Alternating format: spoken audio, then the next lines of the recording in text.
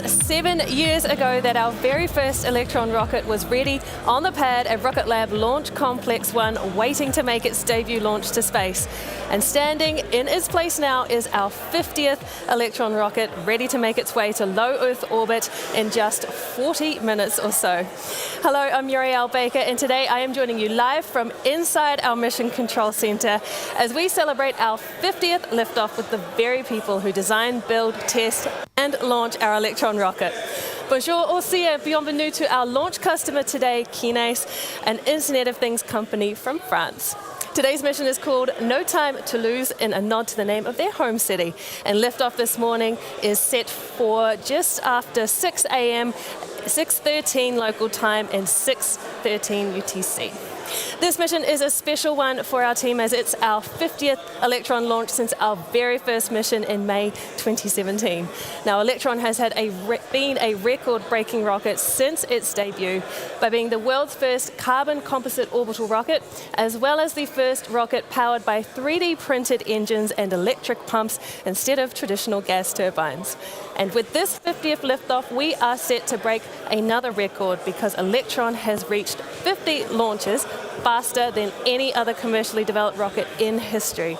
A huge achievement for our team that is testament to their dedication and tenaciousness in making dedicated, responsive access to orbit a reality for small satellites. And here to tell us more about the milestones along the way to 50 launches are my colleagues Prachi and Jamie. Thanks, Muriel, and thank you all for joining us today. My name is Prachi Saknani. And I'm Jamie Gilbert. It's great to be here on this really exciting morning for Electron and the whole Rocket Lab team. Some days it feels like we've blinked and now we're at 50 launches, but the reality is we've packed a whole lot of complex missions, engineering evolution, and exciting achievements into these 7 years since Electron first took to the skies. That's right, and we could tell you more, but we're going to go one better and show you instead. So I started Rocket Lab in 2007 with one goal in mind, and that was to make space more accessible and more affordable for everybody. We are Rocket Lab. We are totally unreasonable people doing totally unreasonable things. You see, space is now open for business. Thank you very much.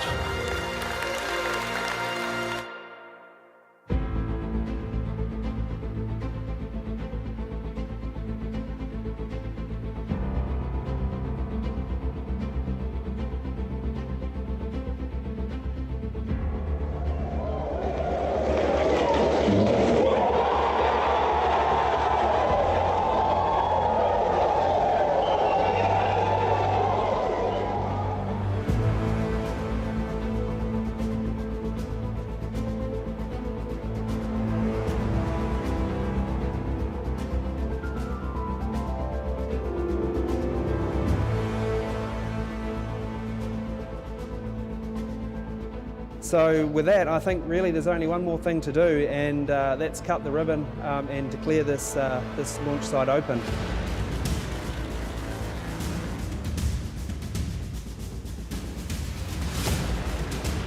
Right behind me here is the latest addition to the facility, Pad B.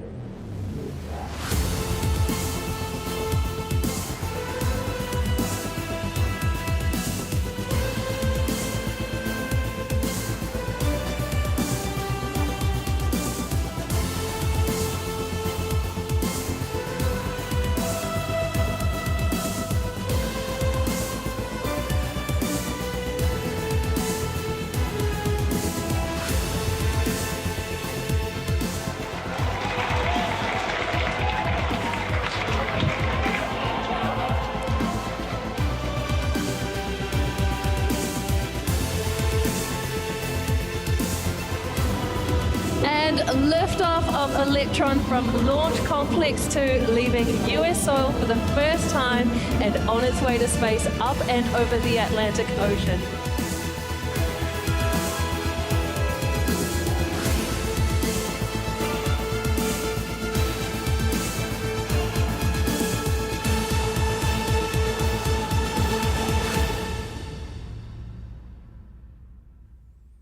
It has been quite a ride for the past 49 Electron launches, and we're excited to continue that today with number 50.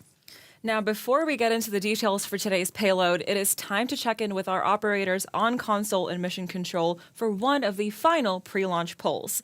This is where our launch director will poll each of the operators to understand the status of their critical systems, including weather, avionics, guidance, range clearance, and more. If the operators confirm that their systems are green tracking green, this means they're in good shape for liftoff and everything is operating as planned. Let's listen in for those calls.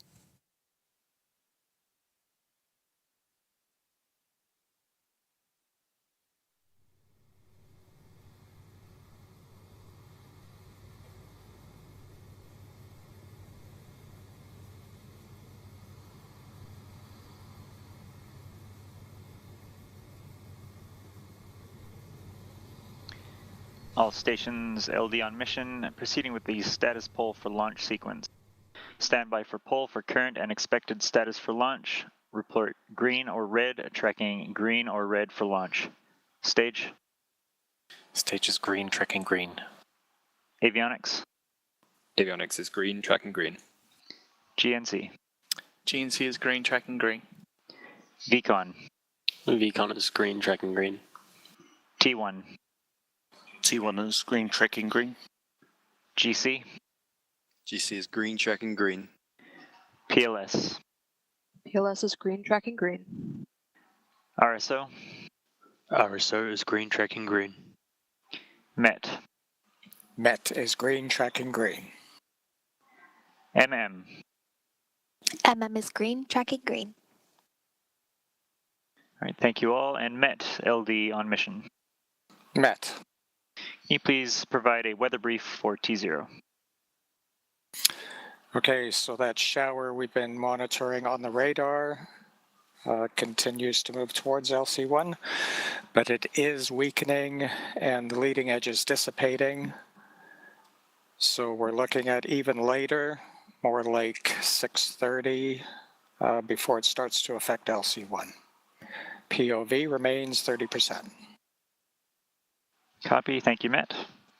And T1 LD mission. That's greens all across the board there, confirmed by launch director Michael Pearson. Today's launch is a special one for all of us, but especially for Michael, as it's his 50th launch on console. While we have a bunch of folks who have been on board with us since Flight 1, Michael is the only operator to have been on console for every single launch. The launch director role is absolutely critical on launch day because the person in that seat needs to ensure that all teams remain on track for an on-time liftoff. They are constantly checking in with operators to confirm their critical tasks have been completed and then making decisions based on inputs from the team and a bunch of sensors too. And if any issues do crop up, they're charged with leading troubleshooting efforts and working them through to resolution before liftoff. So it's a big task, but Michael makes it look easy. But enough about the team on Earth. What are we sending to space today? Well, inside Electron's fairing, patiently awaiting their ride to orbit, are 5 satellites for French company Kinéis, who specialize in Internet of Things technology, or IoT. It's the first of 5 dedicated Electron launches booked by Kinéis to deploy their complete constellation of 25 satellites.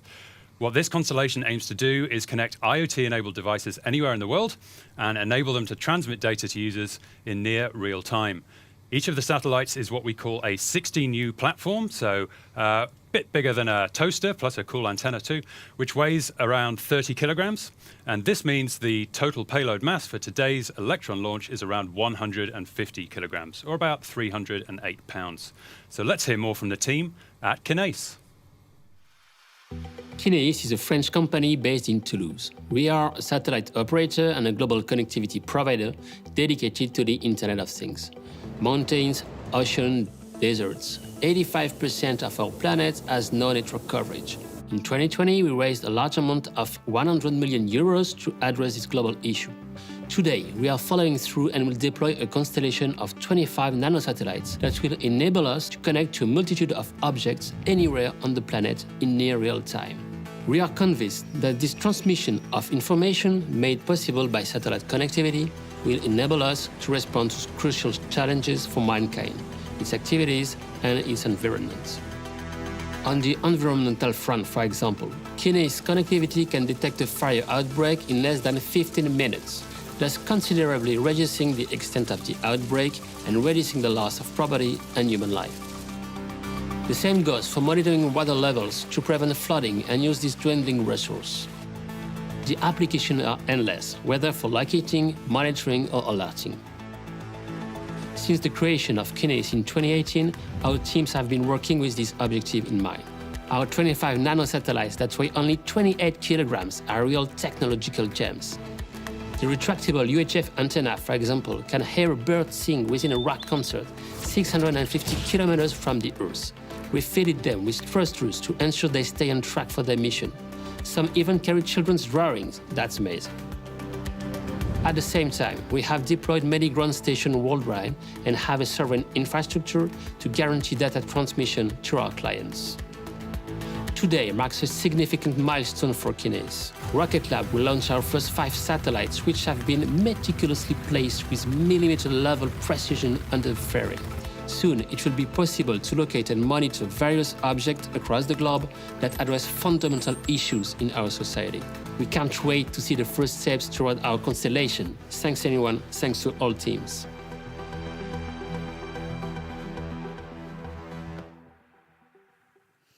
We are so excited to get the first 5 of these Kinéis satellites into orbit just over 29 minutes from now. When our first Electron flight, dubbed It's a Test, launched in May 2017, we had a team of only around 150 people. But today, our team is closer to 2,000 people. And they're based across the US, New Zealand, and Canada, working on Electron, working on HASTE, working on Neutron, as well as our various space systems and space component programs.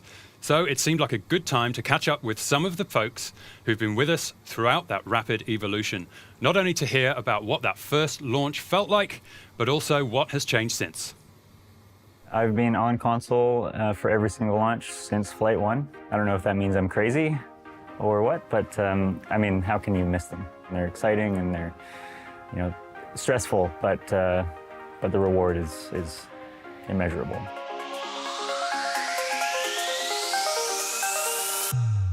For the first launch of Electron, my role was centered at the launch site, running the countdown for the local team, all from a very makeshift mission control room down at the launch site. It was essentially a 40-foot sea container and was quite intense. There was always things you could predict that could go wrong, and then there was always something that you couldn't quite predict that came out of nowhere. A lot of hard work from the team, a lot of really quick thinking, a lot of really just good engineering decisions made.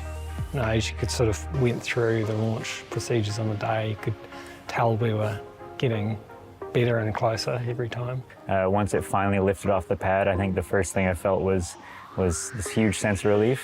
Probably half a second later, this terrifying fear that it was, gonna go okay, and I hope that it went okay, and ultimately, it, for the most part, it went very well. And when I was a kid, I told my parents I wanted to work for NASA. And I didn't have any particular dreams of what that would be. I just thought space is awesome, NASA is awesome, sounds like a bit of me. Having grown up as a kid, I remember having a space shuttle birthday cake one year and things like that. So to be at a point where we're actually launching payloads for NASA was a big deal.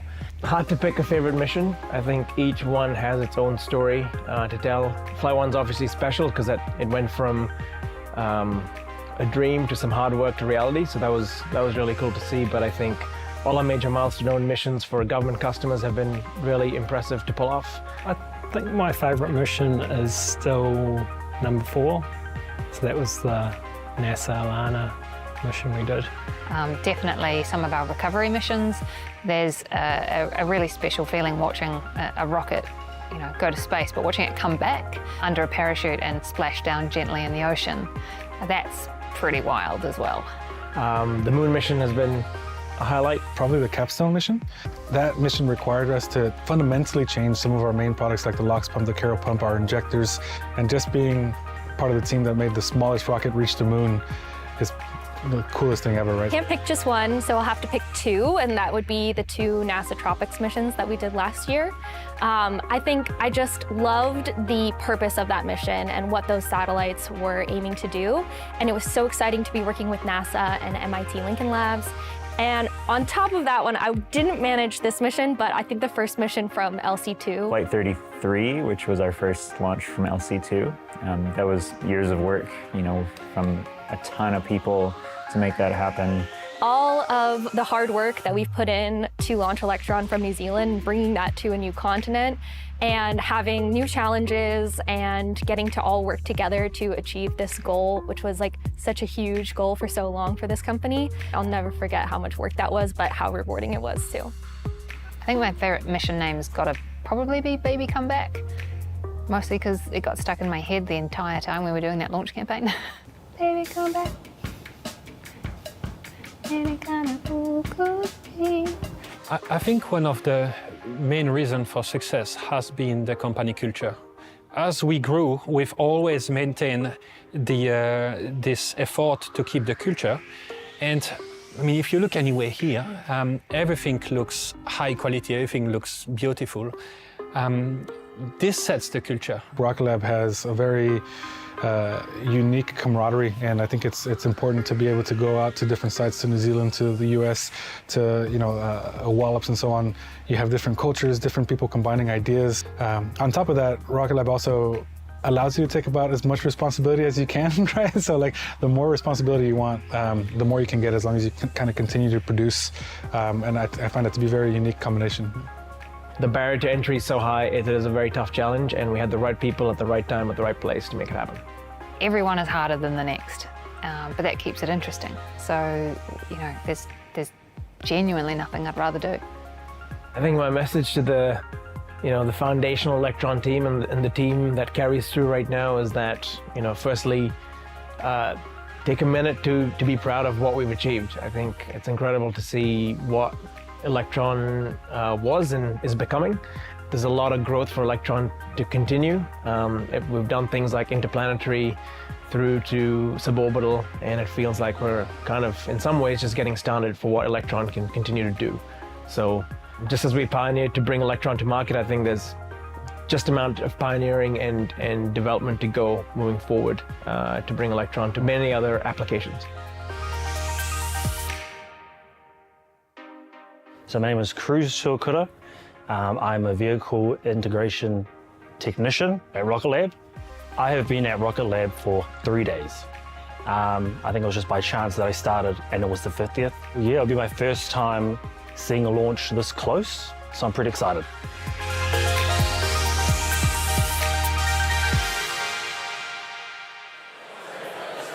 Now, clearly, there has been a lot of hard work and dedication from a lot of people to make it to today's 50th launch. And another early Rocket Lab employee is Dr. George Buchanan, who has been part of Rocket Lab's guidance, navigation and control team since before Flight 1. Good morning, George. Well, so I'm George Buchanan, and yeah, I'm head of the guidance, navigation and control team these days for Neutron. So I started off in Electron. Before Flight 1, I was doing things like figuring out how many engines we should have, and these days I'm in Neutron and doing almost exactly the same thing again. And how do you feel on today's launch of the 50th Oh, there's good Electron? energy today. We've got so many people back here, but I'm still pretty nervous, to be honest. That hasn't gone away since Flight 1. The reasons changed, of course. Flight 1, I was really nervous because I didn't know if it was even going to go in the right direction. These days I'm nervous because the customers place so much trust and so much value in what we do. And so some of the payloads we're doing are really impactful to the world, and even if they're sort of part of a constellation, everyone's had so much effort poured into it. And so the customers deliver it to us, and basically after that it's fully on us to make sure it ends up in the right orbit. So it's a lot of responsibility, and I still feel that little sort of twinge of nerves and like, let's do this, let's prove why we're sort of one of the leading companies out there to do this. If you're feeling those feelings, it means you care, right? Oh, absolutely. Now, earlier I mentioned that you are, in fact, an early Rocket Lab employee, and for context for viewers, each member of the team here gets a mission patch number for what time they join the team. We have about 2,000 people now in Rocket Lab, and Sir Peter Beck is mission patch number 1. George, what mission patch are you? I've been here for 10 years, and I think I'm mission patch 12. So, very long time you've been here, since before Flight 1, is that correct? Well before Flight 1. Yeah, wow. Now, you don't actually work on Electron missions anymore. That's where you started, but you now lead up the GNC team for Neutron, our new rocket. So what are some of the experiences you had with Electron that have helped prepare you for what you do now on Neutron? Yeah, I mean, there are quite a few similarities, of course. It's still a rocket, so you still need all the basic algorithms to get it up into orbit. I guess the new things are twofold. So one of them is the technical side. So Neutron's fully reusable retropropulsive landing, and that's really hard to do. We've seen it happen before, but it's so intricate. There are so many details, and so having a rocket which can fly forwards at sort of subsonic, transonic, supersonic, hypersonic speeds, then flip around, re-enter in exactly the same regimes. It's one of the hardest challenges out there. And so leading one of the teams which is really key to this new functionality is incredibly rewarding, but we're learning a whole bunch as well, of course. And then the second thing is that when we developed Electron, we didn't really know what we were doing. Probably shouldn't say this live, but we were a bunch of pretty young people. We hadn't launched rockets before, and so we developed everything from scratch, which is great because we understand the rockets fully. But of course, now we're doing Neutron, and so we can take all of these lessons and apply them. And so we're doing a few things a little bit differently. It's actually not as different as you'll think. We did really well for Electron, but we can tweak a few little things here and there, make it more efficient, particularly so that we can ramp up and really do a huge number of launches quickly. Very cool. Do you have to be a mathematics genius to work in GNC? No, I mean, we're not going to turn anyone away. If you're a mathematic genius, come and join us. But the GNC and flight software teams, we work really closely together. And we've already got a bunch of mathematic geniuses. We're actually a few roles open. Go to the website, have a little look. And sure, you need to be pretty able, but really what we're looking for is some good problem-solving skills. We're looking for people who are willing to dig into a problem and take ownership of it as well. And then, of course, just being sort of enthusiastic, willing to come in at 5 a.m. for interviews, willing to be on console and launch rockets. You need to be able to pick up anything and run with it. Now, you're outside of Mission Control today, but you have spent plenty of time in the Mission Control Center on a console before. Do you miss it? Say again? Do you miss it? Yes and no. I do miss it, particularly when the rocket lifts off and you sort of feel like, I did that. Whereas these days, of course, I'm working on Neutron and we haven't launched yet. That's coming up soon. But then the stress is pretty immense. Being on console is a funny thing because you're sitting there for hours before launch, and half the time you're not doing anything. You're sitting there monitoring everything absolutely carefully, but you're not actually actively doing anything. You're waiting perhaps for the propellants to be loaded. And so you're sitting there in this weird mixture of stress and relaxation. It's very unique. Well, thank you so much, George, for joining us. And if you are interested in one of the guidance, navigation and control roles at Rocket Lab, like George did a good pitch for before, then you can come and join us. We have the open roles on our careers page on the Rocket Lab website for more info.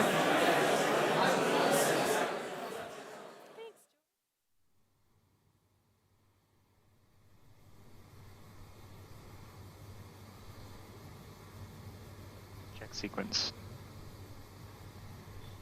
The primary abort switch and watchdog are configured and ready.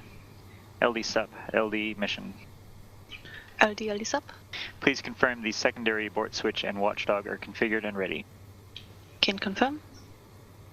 Avionics, LD mission. LD avionics. Confirm stage 2 umbilical POF is nominal. Confirmed. And confirm HVB balancing is disabled. Confirmed. ComOps, LD mission. LD ComOps. Please confirm video streams are in sync. Can confirm video streams are currently in sync.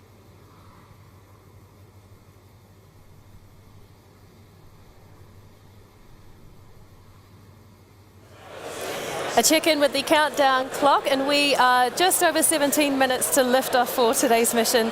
And as we prepare to watch Electron take to the skies for the 50th time, let's take a closer look at our record-breaking rocket. A small launcher dedicated for small satellites, Electron was the first of its kind to reach orbit when it first took to the skies in 2017, opening up access to space for small satellite operators. Today, it is the second most frequently launched U.S. rocket annually.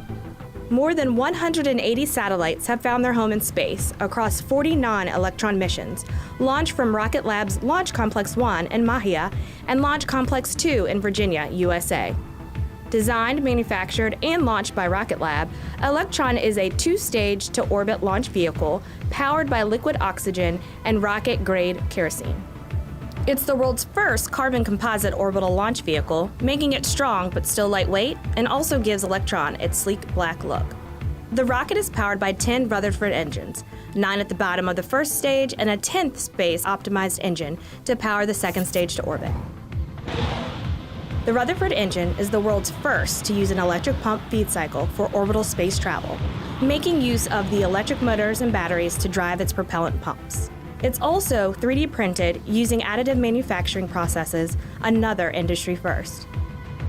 Electron is also equipped with a third upper stage, known as the kick stage, that serves as the last mile delivery to deploy multiple payloads to precise and individual orbits, even when flying on the same mission.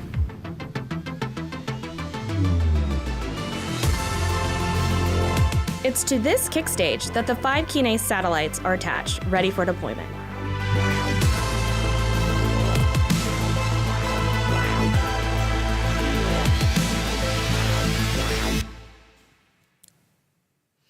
Today's launch will be our 8th launch of the year, putting us well on pace to beat last year's record of 10 launches. And it is lifting off from Launch Complex 1 on New Zealand's Mahia Peninsula, a launch site we built to enable high-frequency launch made possible by the very limited sea and air traffic around that site.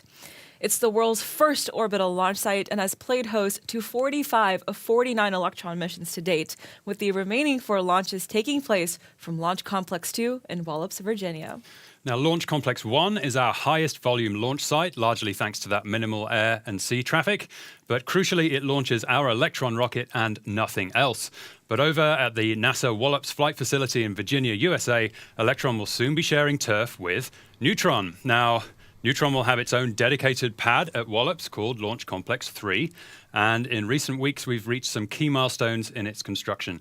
We've poured concrete for the pad, the water tower for the pad's deluge system is up, and the installation of commodities tanks is underway. And just a couple of miles down the road, the Neutron Assembly and Integration Complex is taking shape, and this will be Neutron's final stop before it rolls out to the pad for liftoff mid-next year.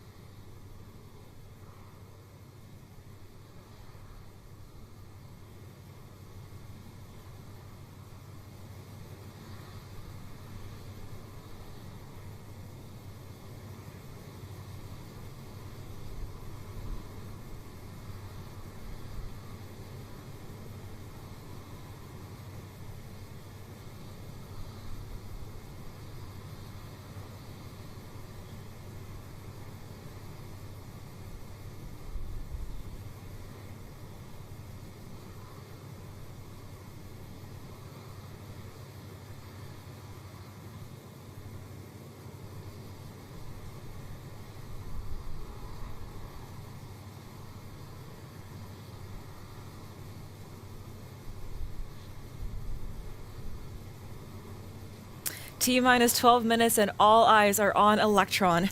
We're coming up on one of the final status checks before liftoff, the go, no-go poll from our operators and mission control and range control. We're going to tune into the audio loops now to listen in for the calls and see if we get perfect greens across the board.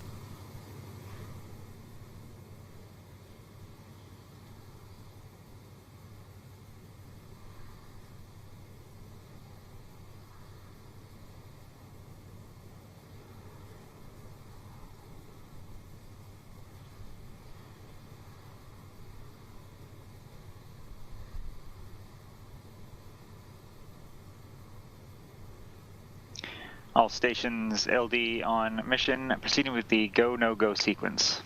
Stage. Stage is go. Avionics. Avionics is go. GNC. GNC is go. VCON. VCON is go. T1. T1 is go. GC. GC is go. PLS. PLS is go. RSO. RSO is go. MET. MET is go.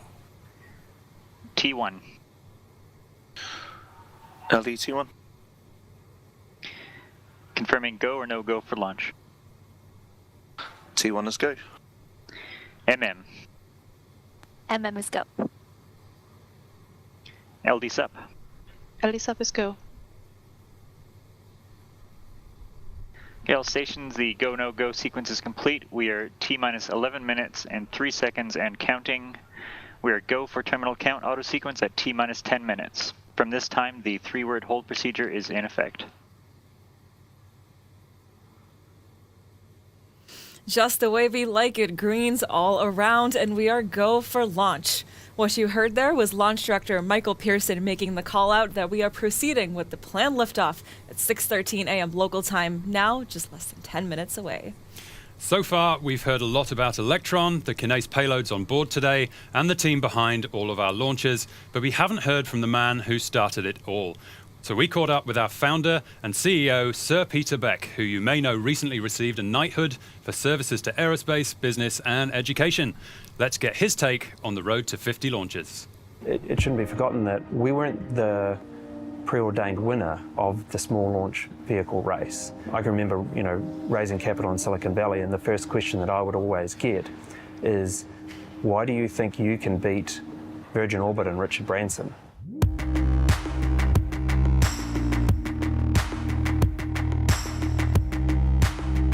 For me, it was always really obvious that the product that we were building was the right fit. The team were working their butts off. We had the right engineering and the right product for the market at the right time. You can produce as many rockets as you want, but if you don't have the customers, then it doesn't work either. A huge sense of gratitude from us for all of our customers, but especially the early ones, who were really the pioneers in small launch along with us. So being first to 50 really matters. And it matters because, look, we're all competitive in this industry. It's an important kind of driver for the people and for the company. Everybody was pushing and continues to push to build vehicles and get customers in orbit faster and faster. Everybody says it's incredibly difficult. We've always said it's incredibly difficult, but it is incredibly difficult to scale a launch vehicle. I could not imagine building Neutron without having the experience of Electron. Now, a smaller rocket is actually harder to build and launch than a bigger rocket, and I can put my hand on my heart and say that now. The lessons that are learned on a small rocket can be learned at a much lower cost, both time and financially. So the magic with Electron and the team around Electron is that we understand that our customer is coming to us because they have very specific requirements for their spacecraft or for their orbit. So as a result, we've done the craziest things you can think of with Electron, whether it be, deliver a satellite to the moon, deliver a hypersonic test platform, a rendezvous mission from a rocket, not actually from a satellite. Sometimes we'll go to orbit, we'll raise an orbit, we'll change an orbital plane, we'll drop an orbit, and that's fundamentally because the team and the product, we all understand that they come to us to do missions that nobody else can do. Flight 1 very, very much, felt like climbing a mountain. One foot after the other, the odd rock slide comes at you, you dodge until you actually get to the top. We were shaking down a new rocket, a new launch pad, a new team, and doing everything for the first time. And what is today, very, very standard, we were learning all of this for the first time. One of the most satisfying things for me is actually seeing early employees, a lot of which came straight out of university. Those guys sat on consoles and made calls that are company, winning or company-ending calls. Watching those people grow into, senior leaders and managers and mentors for the rest of the company and the team is immensely satisfying. What would you say to the team on reaching 50? Party hard, team. We made it to 50 and we made it there the fastest.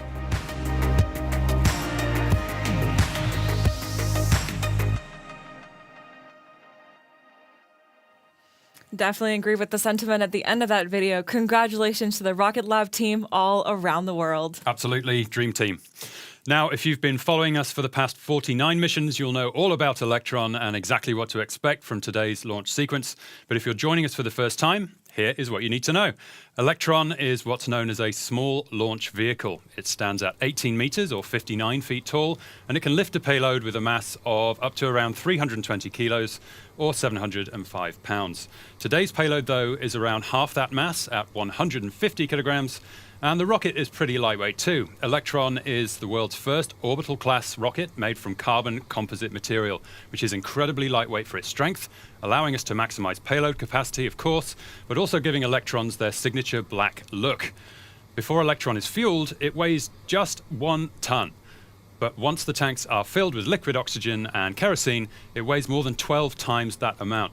So there you have it, Prachi. Rockets are really just flying fuel tanks with engines to move them in the right direction. Yeah, pretty simple and very true, Jamie. Speaking of those engines, there are 9 3D printed Rutherford engines on Electron's first stage and a single vacuum-optimized Rutherford engine on the second stage. Now, there is a lesser-known 11th engine on every Electron launch as well, and it is known as Curie. The small but mighty engine is what enables us to maneuver the kick stage in orbit, including raising and lowering orbits to perfectly positioned satellites that we carry for deployment. Like many rockets, Electron's stages operate a bit like a relay race. The first stage, the single largest structure of the rocket, carries the mission for the first 2.5 minutes of flight, propelling us to around 80 kilometers in altitude. After that, the first stage separates and falls back to Earth in preparation for the second stage to take over the race. That single Rutherford engine on the second stage then burns bright for another 6.5 minutes, propelling us all the way to an elliptical orbit. And then the final leg of the journey is completed by the kick stage, which circularizes the orbit ahead of payload deployment. So now that you know what to expect, let's watch it all unfold in real time as we enter the final minutes of the count. How are we tracking, Muriel? Hey Prachi, we are at 4 minutes 36 seconds remaining in the countdown to liftoff for No Time Toulouse, and operations are progressing smoothly as we inch closer to engine ignition for today's launch. Now at T-minus 2 minutes, Electron's flight computer will take over the countdown and autonomously run through the final operations. Liquid oxygen will continue to flow Electron all until T-minus 1 minute and 30 seconds. We hear a call from mission control when that happens, indicating that the lock system is in recirculation. Then after that, we'll hear confirmation that Electron's first and second stages are fully pressurized and ready for launch. Is to listen out for the final 10-second countdown from the launch director. We're going to hand it over now to mission control to listen into that final pre-launch sequence.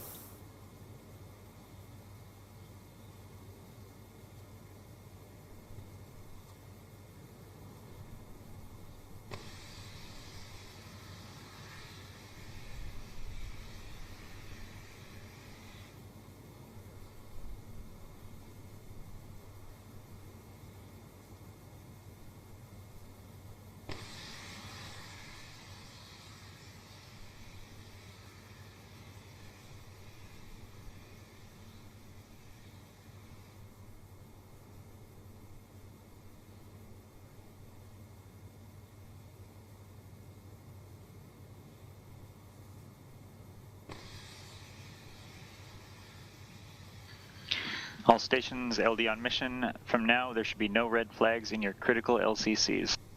VCON LD mission. LD VCON. Lock auto sequence and confirm. Auto sequence is locked. Confirm all expected flight computer ASGOs are green. That's confirmed. Okay, all stations, we are go for auto sequence start at T-minus 2 minutes. LD is go for launch.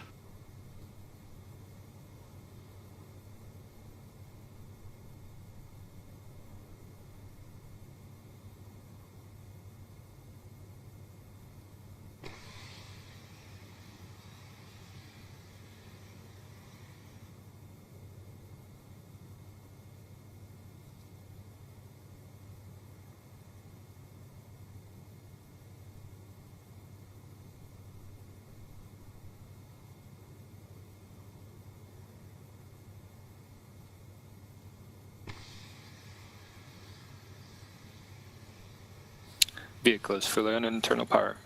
AFTS is green and enabled for flight.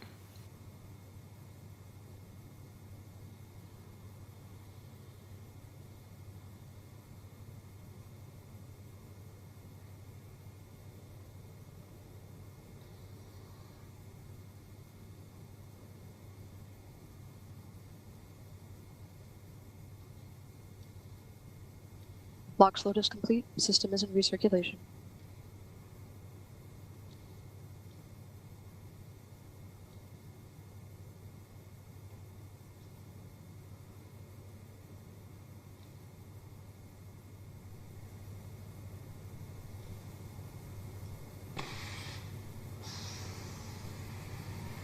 Anti-geyser is disabled.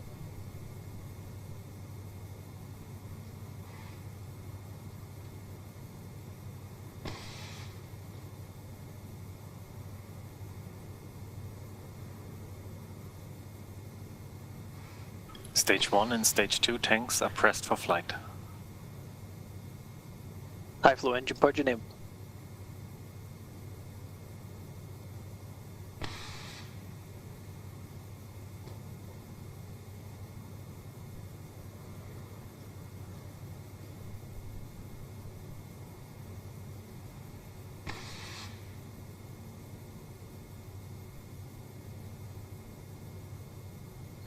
T-minus 20 seconds and counting.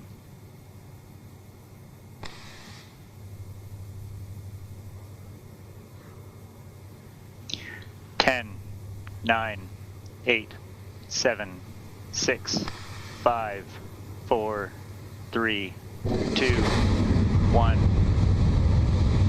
Liftoff.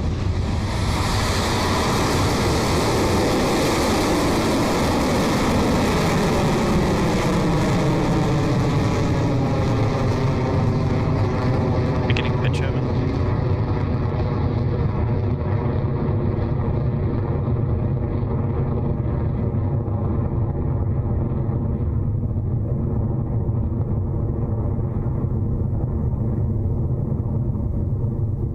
Stage 1 propulsion We are nominal. on our way to space. Our 50th Electron rocket has taken flight and is headed to orbit carrying 5 satellites for Kinéis. Now up next you will hear the call out for max Q, or maximum aerodynamic pressure, which is the point in flight when Electron experiences peak structural loads. The GNC operator on console will give us the call that max Q is approaching, and then we'll listen out for confirmation of that. Max Q.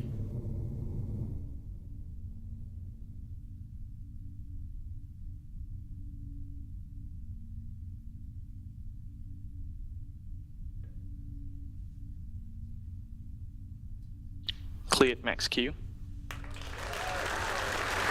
Excellent to have that confirmation that we have passed through max Q. We are now at over 2,000 kilometers an hour in speed and just past 17 kilometers in altitude on our way to orbit for Kinéis. Now next up, there are 3 key events for the mission: main engine cutoff, or MECO, stage separation, and then stage 2 engine ignition. MECO is when all 9 Rutherford engines shut down simultaneously on the first stage to prepare for the next phase in flight. Then after those engines are off, Electron's first and second stages will separate. Stage 1 will return back to Earth, while Stage 2 heads in the opposite direction and onward to orbit. Then the vacuum-optimized Rutherford engine on Electron's second stage will light up to propel the stage for this second phase of flight. Now those 3 events all take place in quick succession over just a few seconds, so let's listen in for the calls. 15 seconds to staging. Entered burnout detect mode.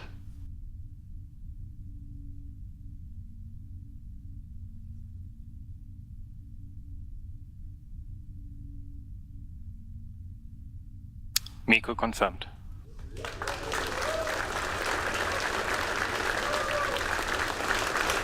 Stage separation confirmed. Stage 2 ignition confirmed. 3 successes and 3 milestones down. That was MECO, stage separation, and second stage engine ignition. We are now more than 2 minutes into flight and on the way to orbit for Kinéis. And up next will be fairing jettison, when Electron's fairing splits in 2 and falls away.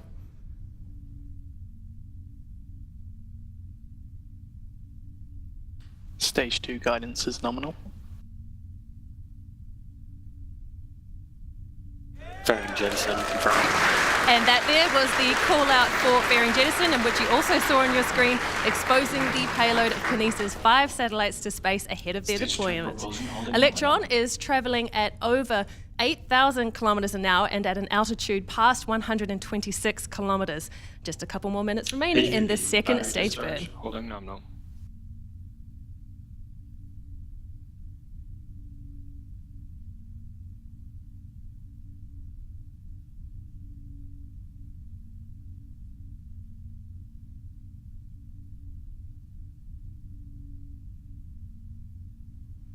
We are now at T plus 3 minutes 53 seconds into the mission, now more than 9,000 kilometers in speed, going up to orbit of 635 kilometers. Now, Electron's second stage is moving at more than, like I said, 9,000 kilometers an hour, and we are up past 155 kilometers in altitude as we approach orbital velocity. That sweet spot of balance between moving fast enough to travel around Earth, but not so fast that the satellites escape Earth's gravity altogether. Now, our speed target for payload deployment is at least 28,000 kilometers an hour, so we have a little faster to go just yet.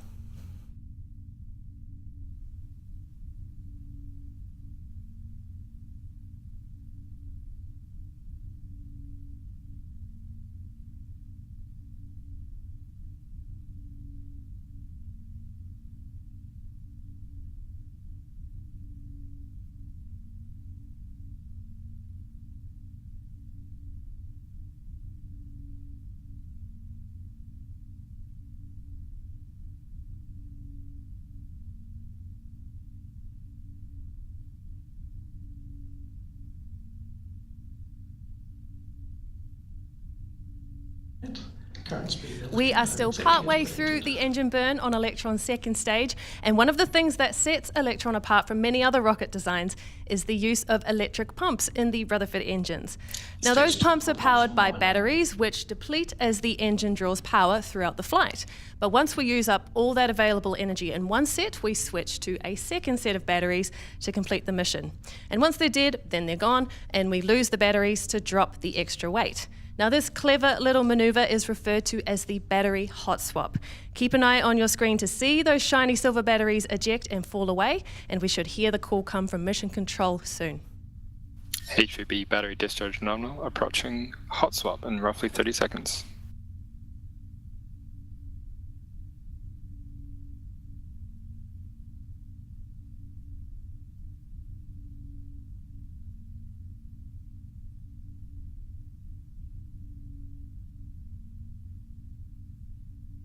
Throttling down.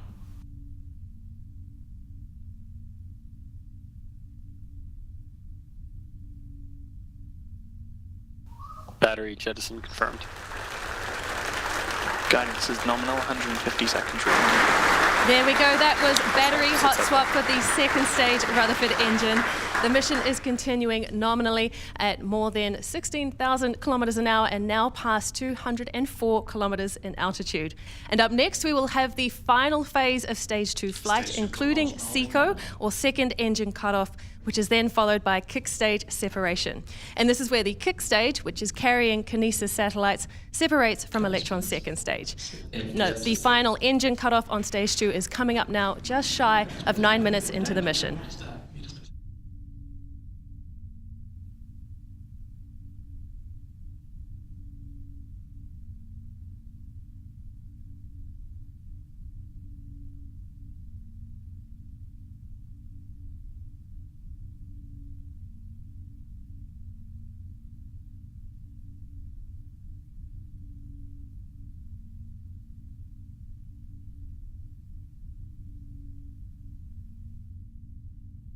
The engine you see on your screen is actually our 499th Rutherford built for an Electron mission, not our 500th engine for our 50th mission like you might expect.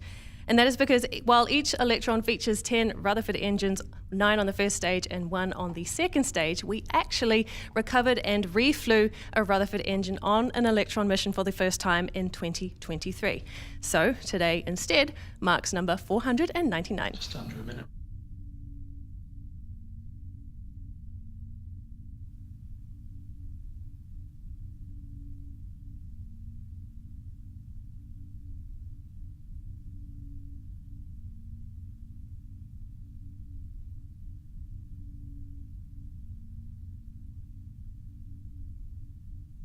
It is now T plus 8 minutes 22 seconds into the mission, and we are fast approaching second engine cutoff. Now, just before that happens, the Rutherford engine will begin to throttle down in preparation for a complete stop. That milestone is scheduled to take place around 8 minutes 58 seconds into the mission, so let's wait for that confirmation now.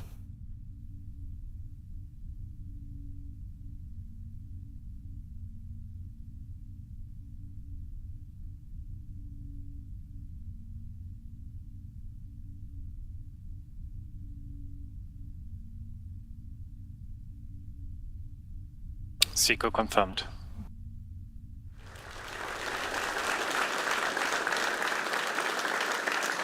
Stage 3 separation confirmed.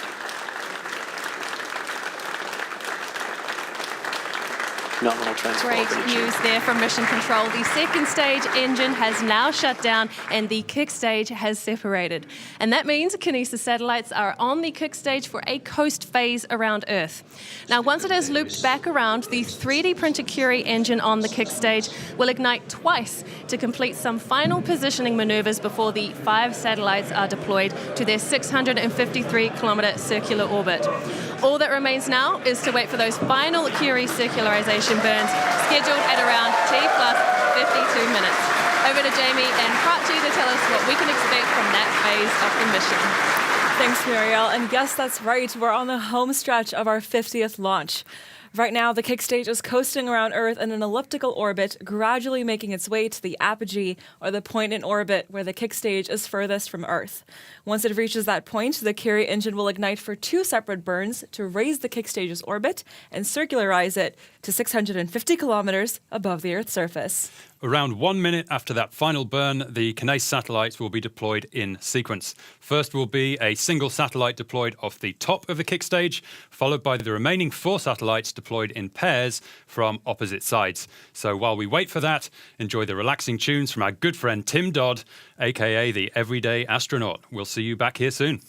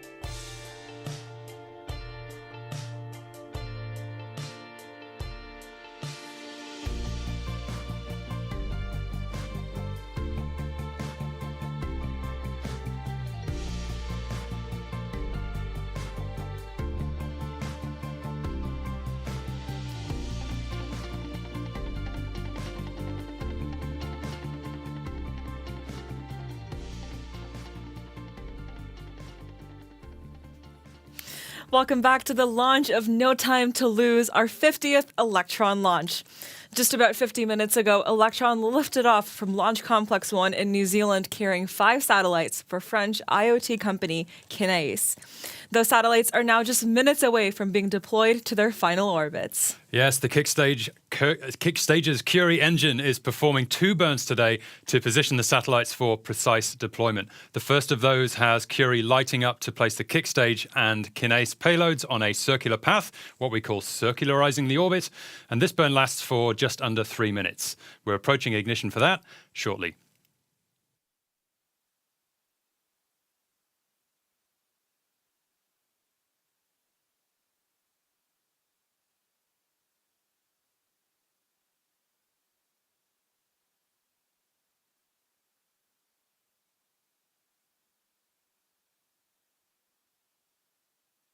Curie ignition confirmed.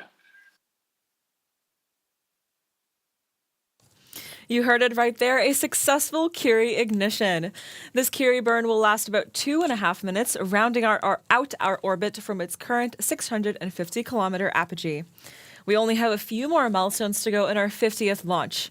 Curie shutdown comes next, followed by a second ignition to make a slight adjustment specific to our customer, and then finally 3 separate deployment sequences for the Kinéis payloads. They'll be about 45 seconds apart, starting with the forward-most satellite. This launch has been tailored specifically to meet Kinéis' mission requirements, giving them greater control over the launch schedule, orbit, and deployment parameters than would be possible on a larger rideshare mission. Those tailored mission parameters for this launch include an instantaneous launch window and the special Curie burns that Prachi mentioned before. After this first burn to circularize the Kickstage's orbit, Curie will ignite again for 8 seconds to set a specific argument of perigee, enabling Kinéis to deploy 5 satellites to a precise orbit as needed. Without getting into the nitty-gritty of orbital mechanics too much, the argument of perigee determines where on the globe the orbit is highest and where it is lowest. A little bit more complicated than that, but that's why we have an expert team here guiding the mission.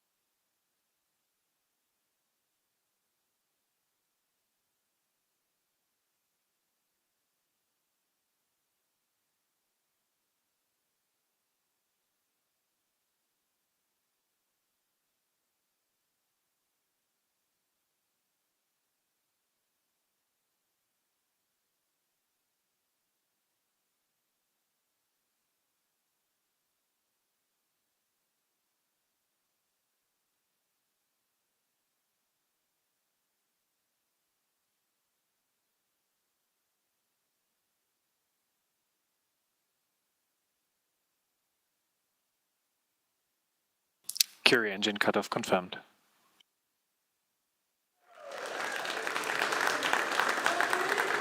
There we go. That's engine shutdown of the Curie engine on the Kickstage.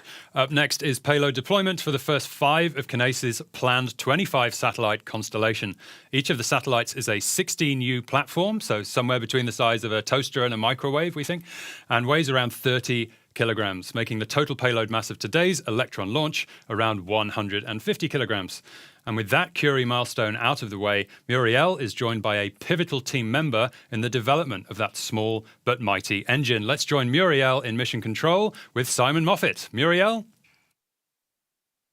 With Simon Moffat, who has played a key part in our Curie engine on the Kickstage. But I will let him introduce himself to you and tell us a bit more about the role that he has here at Rocket Lab. Simon? Hi, Muriel. Thanks for having me. I'm Simon Moffat. I'm the manager of spacecraft propulsion and physics here at Rocket Lab. And you have been part of the company for a very long time now. Yeah. How long have you been here? It's been 8 years now, yeah. And I was an intern before that, so coming up on almost 10 years since I first started the company. I wonder what 10 years in Rocket Lab years really is. It's a long time. Now, you brought a special treat for us today. Can we hold this up for the camera to see it? And can you please describe to me what this is? So this is the Curie engine. This is the thrust chamber for the Curie. Normally on Electron, Curie has a bit more going on. There's tanks and valves and a few other things, but this is just the thrust chamber. Just by size comparison to the Rutherford, it is quite a small rocket engine. It is a lot smaller.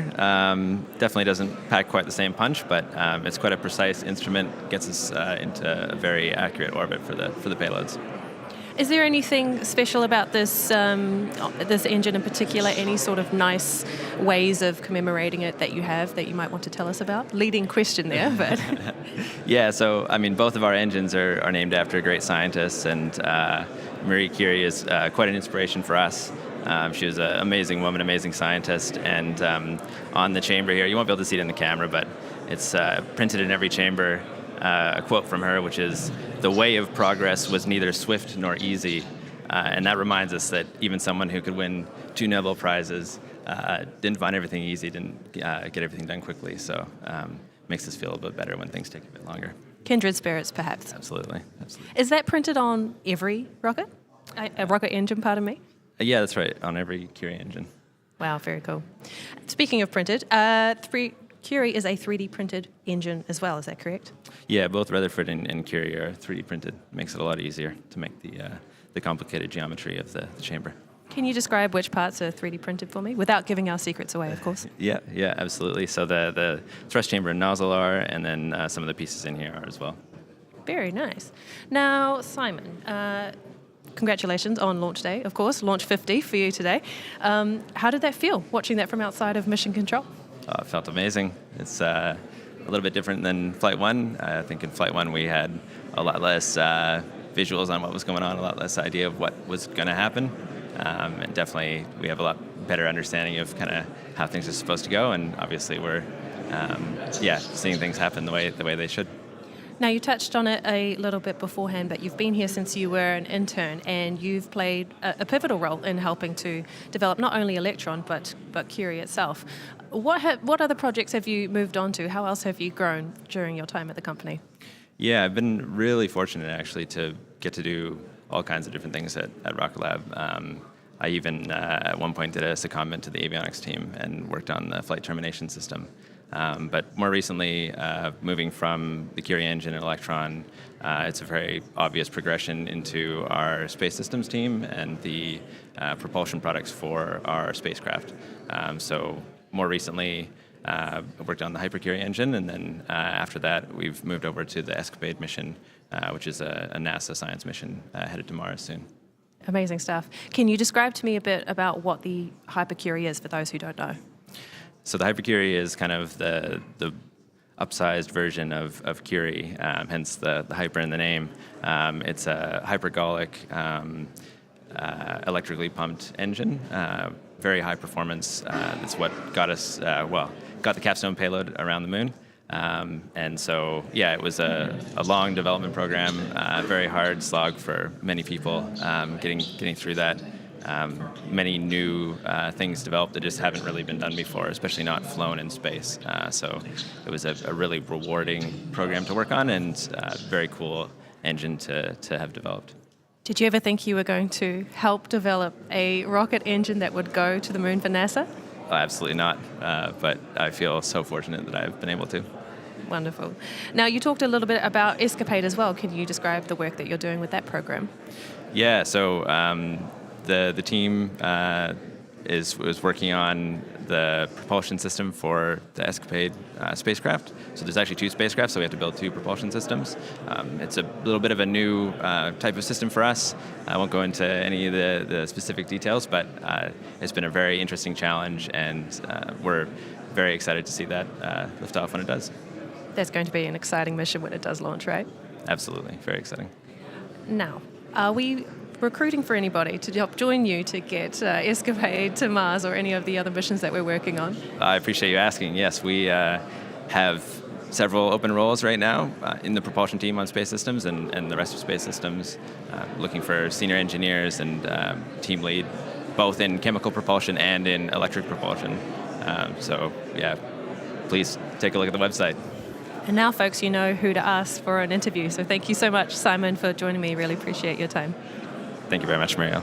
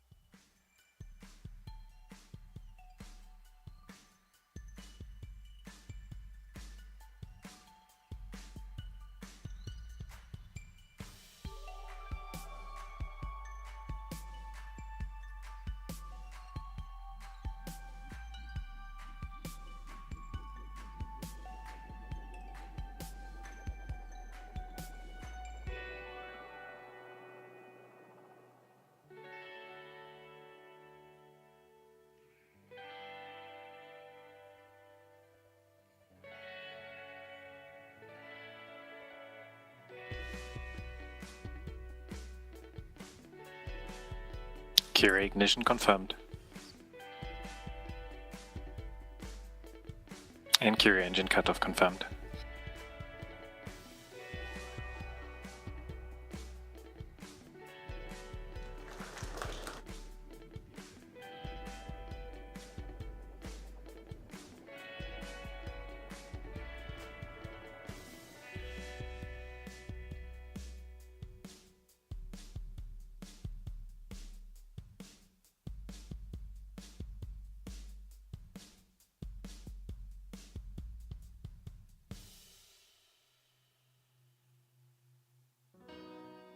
Perfect final orbit.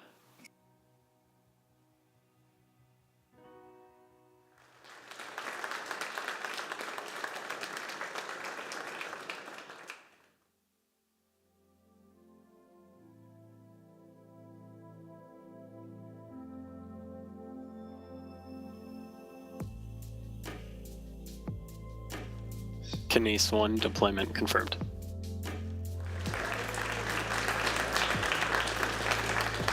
There it is, deployment of Kinéis 1. The first satellite of the Kinéis constellation is now at home. Up next will be Kinéis 2 and 4, followed by Kinéis 3 and 5.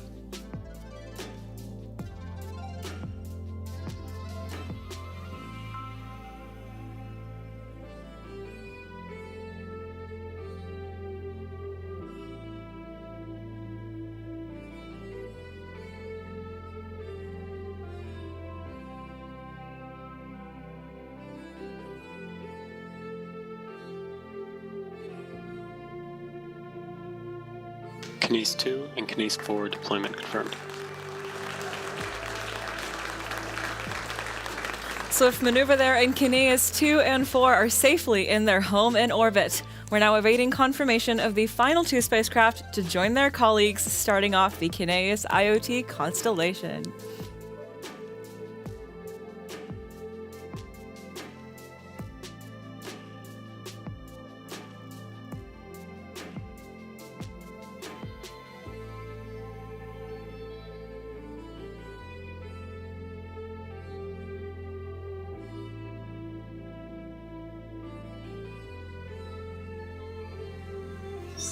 Kinéis 3 and Kinéis 5 deployments confirmed.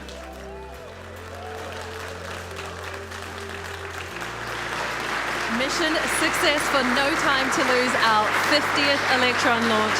Welcome to orbit, Kinéis. Today's launch was the first of 5 dedicated launches for the team at Kinéis, so we can't wait to do it again soon. Congratulations to each and every person behind this launch and the 49 Electrons that came before it. Making it to space once is a monumental achievement, so doing it another 50 times is faster than any other commercially developed rocket in history, puts us in rarefied air. Now, last but not least, thank you to all of our mission partners who have flown on Electron. You have helped us to make history and create better access to space for small satellites. We are honoured you chose Electron as your ride to space, and we can't wait to do it again for the next 50 launches and beyond. Now, while we're celebrating 50 launches today, we won't be pausing for long. In fact, we'll be back again soon with the next Electron on the pad. So stay tuned to our social media channels for mission updates on the next mission. But for now, we will wrap up today's broadcast and see you back here soon. Thank you for joining us, and for the 50th time, this is Rocket Lab Mission Control signing off.